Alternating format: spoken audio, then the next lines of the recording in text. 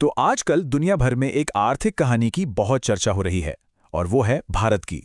एक तरफ जबरदस्त जश्न का माहौल है तो दूसरी तरफ कुछ गंभीर सवाल भी उठ रहे हैं।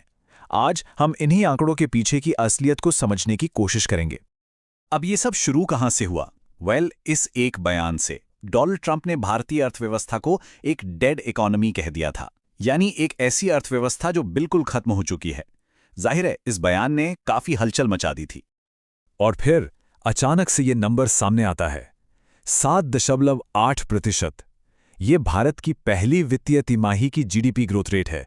तो सवाल सीधा सा है, क्या एक डेड इकोनॉमी वाकई इतनी तेजी से आगे बढ़ सकती है? ठीक है, तो चलिए थोड़ा और गहराई में जाते हैं और समझते हैं कि ये 7.8% का आंकड़ा आखिर है क्या और ये हमें क्या बता रहा है। देखिए, ये कोई मामूली नंबर नहीं है। ये अप्रैल से जून तिमाही की विकास दर है और ये पिछले 5 तिमाहियों में सबसे ज्यादा है। और मजे की बात यह है कि जितने भी एक्सपर्ट्स थे जो ज्यादा से ज्यादा 7% की उम्मीद लगाकर बैठे थे, ये नंबर उन सबके अनुमानों से कहीं आगे निकल गया। अब देखते हैं कि दुनिया के बाकी बड़े देशों के मुकाबले भारत का ये प्रदर्शन कैसा है। अब ये आंकड़े देखिए, कहानी बिल्कुल साफ हो जाती है। 7.8% के साथ भारत G20 देशों में सबसे तेजी से बढ़ रहा है। चीन जो 5.2% पर है और अमेरिका जो 3.0% पर है, दोनों ही काफी पीछे हैं। यानी भारत की रफ्तार इस समय दुनिया की बड़ी बड़ी अर्थव्यवस्थाओं से कहीं आगे निकल चुकी है। लेकिन रुकिए, कहानी इतनी सीधी भी नहीं है। इन जबरदस्त आंकड़ों के सामने एक बड़ा तर्क दिया जाता है और उसे समझना बहुत जरूरी है।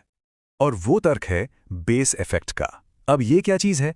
सीधे शब्दों में कहें तो ये एक ऐसा आर्थिक सिद्धांत है जिसके मुताबिक जब आपकी शुरुआत एक छोटे नंबर से होती है तो थोड़ी सी भी बढ़त प्रतिशत में बहुत बड़ी और शानदार दिखती है। चलिए, इसको एक बहुत ही आसान उदाहरण से समझते हैं।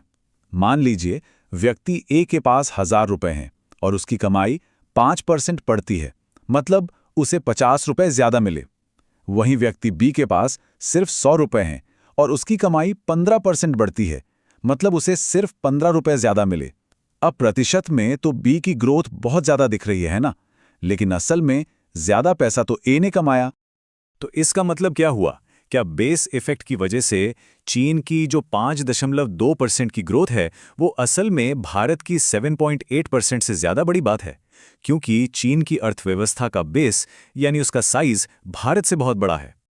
तो क्या सच में भारत की ये तरक्की सिर्फ एक छलावा है, बेस इफेक्ट का नतीजा? इसका जवाब ढूंढने के लिए हमें भारत के आसपास के देशों को देखना होगा जिनका आर्थिक बेस भारत से भी छोटा है। वियतनाम 6.9% पर है, फिलीपींस 5.4% पर और इंडोनेशिया 4.9% पर।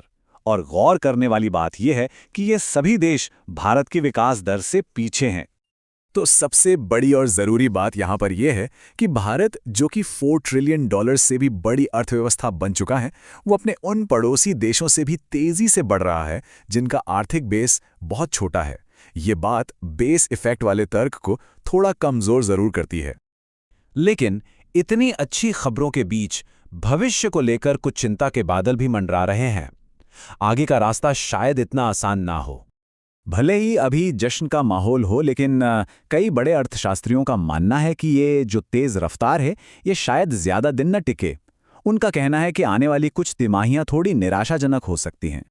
और इन चिंताओं की वजहें भी बिल्कुल साफ हैं।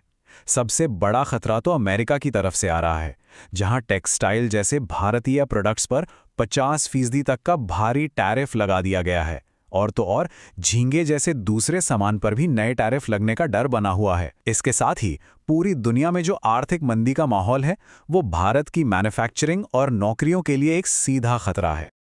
अब देखिए, इन खतरों का असर एक चेन रिएक्शन जैसा हो सकता है। सबसे पहले क्या होगा?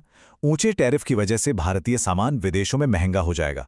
जब सामान बिकेगा नहीं तो कंपनियां अपना काम भारत से बाहर ले जाने की सोच सकती हैं। और इसका सबसे बुरा और आखिरी नतीजा होगा भारत में नौकरियों का नुकसान। तो आखिर में हम सब इसी एक सवाल पे आकर रुक जाते हैं, क्या ये 7.5% की ग्रोथ एक बड़ी मंदी से ठीक पहले की आखिरी चमक है, या फिर ये भारतीय अर्थव्यवस्था के एक नए, मजबूत और शानदार दौर की शुरुआत है? इसका जवाब तो खैर आने वाला वक्त ही बताएगा।